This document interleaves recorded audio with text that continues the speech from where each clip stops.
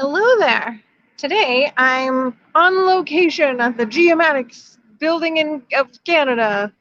Um, yeah, it's the Geomatics building. This behind me is their rock garden. I'm also doing this in a different program, and so my phone is like not mirrored, so everything's a little off. Okay, that's probably making people sick. So behind me is the rock garden at the Geomatics building of Canada. There's a lot of specimens like that one behind me. Um, and they all like say what they are and little facts and stuff about them. And it's was making me think about planning long term because a lot of these specimens are like, I don't know, hundreds of millions of years old. I want to say at least tens of millions of years old. Um, It's 2.3 billion. 2.3 billion. So a lot longer, or a lot more old, a lot older than I thought. Um, and I was thinking about how I'm such a planner. Like I love to plan things. I will probably over plan, and I like to plan and then hand off to someone else to actually execute on said plan a lot of times. And it's really hard for me when I'm not able to do the planning that I want to, and that happens a lot of times when I'm talking about long term, very long term planning. And how far is too far? So for me, I like to have a general idea of where the company is going. Like, what is the big picture that I'm trying to accomplish? And sort of walk back from there and say, okay, in 5 years, I would love for the company to look like I'd love to have, a few accountants working for me, and I'd like to have, a much bigger client base, for example. But I don't have very specific goals for that long term because I don't think it's super useful, because it's just too hard to plan that far in advance. I do think that very detailed planning is useful for short term, things like the next quarter or the next year, or yes, Dean, I mean past tomorrow. And I like to make decisions for the future that provide as many open doors as possible for myself. So if I don't know what the future is going to hold, I'll make decisions that don't close doors. So, for example, behind me, you can see in the not mirrored. You can see all the air conditioning units that are in the building back there.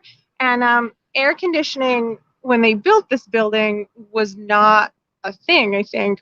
And then so they had to find a way to air condition all of the individual offices. And so they each have their own air conditioning unit. And now, obviously, we're in a time when forced air, and you could air condition the whole building. But this specific building,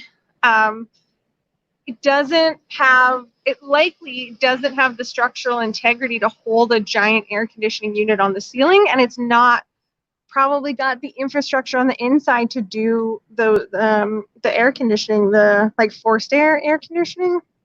Dean's out in that case.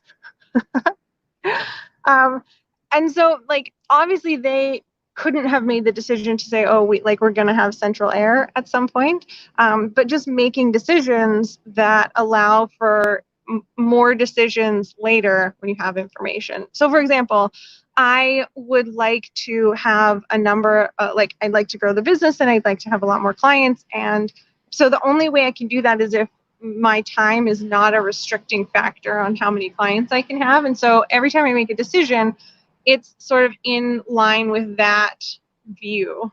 And I don't know exactly what the company is going to look like, but when I make choices about it, I try to make sure that I'm not closing any doors, or I'm closing as few as possible. So something to think about when you're planning in your business, and that 5 years, 10 years, 20-year plan. 20-year plans are basically not functional because you can't possibly know what 20 years is going to look like.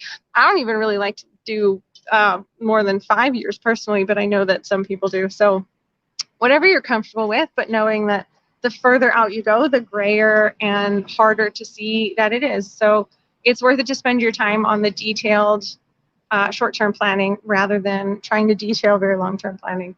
How do you feel about planning? Do you like to do it? Do you not really do it? Do you just sort of see what happens and make the best of it?